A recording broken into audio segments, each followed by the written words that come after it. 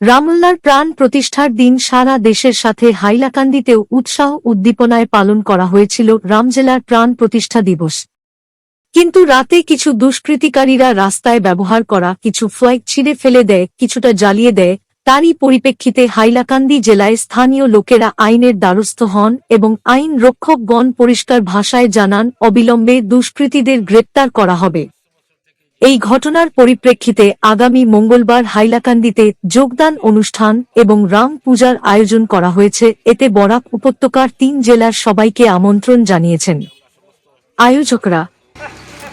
খুব আনন্দিত, আর বিশেষ করে আমরা সবাই হিন্দুরা মিলে গ্রামে আনাচে কানে আছে, শহর মন্ডল সবখানে এই বিজয় ঝান্ডা, রামলীলার বিজয় ঝান্ডা উদযাপন করা হয়েছে। আমি নিজে দাড়িঘাটের বাসিন্দা সুব্রতধর মহাশয়, আমার দোকানে 2টি ঝান্ডা আমি টাঙ্গাই এবং আমার বাড়িতেও ঝান্ডা টাঙ্গাই।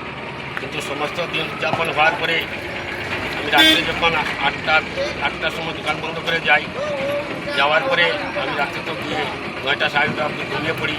রাত্রে 9টা সাড়ে 9টা করে পরস্পর আমার জানতে পারলাম আমার ভাতিজা কোথা থেকে বিয়ে থেকে আসছে। এরপরে ও দেখতে পায় একখানা ফ্ল্যাগ মাটিতে পড়িয়ে আছে, অন্যখানা ফ্ল্যাগ আমার দোকানের সামনে জ্বালিয়ে দেওয়া হয়েছে। এর জন্য আমি সাংগঠনিকভাবে প্রশাসনিকভাবে আমি সাহায্য চাই এবং প্রশাসনের জন্য আমি কাঠবিছড়া এবং রামপুর থানাতে যাই। রামপুর থানার ওসি মহাশয় সঠিক ইনকোয়ারি করেন। তিনি আশ্বাস দিয়েছেন অতি সত্বর ইহা ইনভেস্টিগেশন হবে এবং সগ্রামবাসীর হিন্দু মুসলমান সবাই মিলিয়া যে ব্যক্তি এই কাজ করেছে তাকে বার করিয়া দিবেন, এই বলিয়া প্রতিশ্রুতি দেওয়া হয়। তারপর আমাদের প্রশাসনীয় বিভাগীয় কর্তৃপক্ষরা চলে যান। আর আমি বিশেষ করে বলছি সমস্ত ভারতবাসীকে যে আমাদের বাড়িতে আগামী মঙ্গলবার রামলীলার পূজা হবে, সবাইকে নিমন্ত্রণ রইল, সবাই আসবেন, আমার বাড়িতে সহযোগিতা করবেন। জয় শ্রীরাম। জয় শ্রীরাম। জয় শ্রীরাম। জয় জয় শ্রীরাম। জয় শ্রীরাম। জয় শ্রীরাম। জয় শ্রীরাম। জয় শ্রীরাম। জয় শ্রীরাম।